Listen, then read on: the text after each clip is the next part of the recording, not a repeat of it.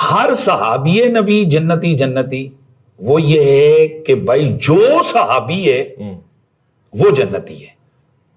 جو صحابی ہے وہ جنتی ہے۔ بڑی عام بڑی مشکل بات آپ نے چھڑوا دی ہے، لیکن چلیں، کیا صحابی کون ہے یا نہیں ہے؟ اب ہم جن کو صحابی کہہ رہے ہیں، حضرت فلاں رضی اللہ عنہ، حضرت فلاں رضی اللہ عنہ، حضرت فلاں رضی اللہ عنہ، حضرت فلاں رضی اللہ عنہ، ان میں سے جن کے بارے میں قرآن و سنت کی دلیل واضح موجود ہے،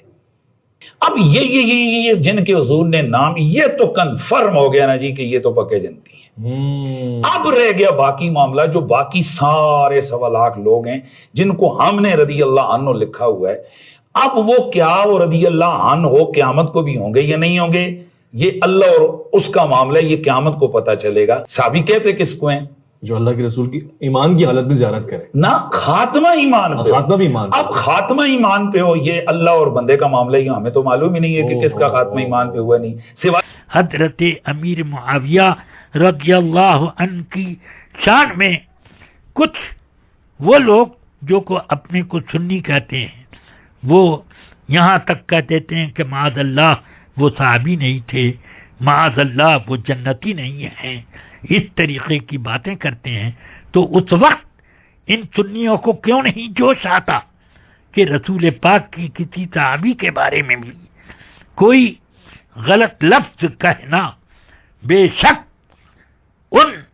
صحابہ کی شان کی طرح ہے کہ یہ تمام صحابہ کی شان میں گستاخیوں کے درجے میں آ جاتا ہے۔ حسنین کریمین پر بھی اعتراض پڑے گا، اس لیے کہ اگر حضرت سیدنا امیر معاویہ صحابی نہیں تھے اور جنتی نہیں تھے تو کیوں حضرت امام حسن نے وہ خلافت راشدہ جو آپ کو حضرت مولائے کائنات سے ملی تھی، اس خلافت راشدہ کو کیوں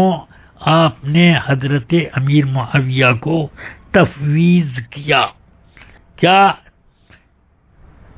یہ کہا جائے گا کہ تقیہ ہے؟ تو پھر سوال یہ آئے گا کہ حضرت علی نے یہ تقیہ کیوں نہیں کر لیا؟ اس لیے امام حسین رضی اللہ تعالی عنہ بھی امیر معاویہ کے زمانے میں رہے ہیں، مگر انہوں نے آپ سے یعنی امیر معاویہ سے اپنا وظیفہ لینے میں کبھی انکار بھی نہیں کیا۔ بہرحال حضرت سیدنا امام حسن رضی اللہ تعالی عنہ پر بھی اعتراض آ جائے گا، حضرت امام حسین پر بھی، اور بڑے بڑے فتنے کھڑے ہو جائیں گے۔ اللہ تبارک و تعالی ان بارگاہ رسالت کے محبوبوں اور رسول پاک کی نسل اطہار کی ان سب کی شان میں ہمیں زبان درازی سے محفوظ رکھی۔ اہل سنت کا بیڑا پار اصحاب حضور نجم ہیں اور ناؤ ہے عطرت رسول اللہ کی۔ حضرت فاطمہ الزہرا رضی اللہ تعالی عنہا نے جو مطالبہ کیا تھا یہ خطا نہیں، خطائے اجتہادی تھی جس پر ثواب ملتا، اس کو خطا کہہ کر ان کو خطا بار کہنا درست نہیں۔ اس لیے جب اس سلسلے میں خطا کا لفظ استعمال کیا گیا اور انہوں نے یہ وضاحت کر دی کہ اس سے مراد میری خطائے اجتہادی تھی، وہ تو شریعت میں خطا اجتہادی ہے لہجہ بھر، اور وہ کوئی جرم نہیں، وہ غلطی نہیں، وہ گناہ نہیں، وہ خطا ہے جس پر کہ اجر ہے اور ثواب ہے، جس کو خطا اجتہادی کہا جاتا ہے۔ تو اب ان کے اوپر طعن و تشنیع کرنا یہ صحیح نہیں، کیونکہ انہوں نے اپنی مراد ظاہر کر کے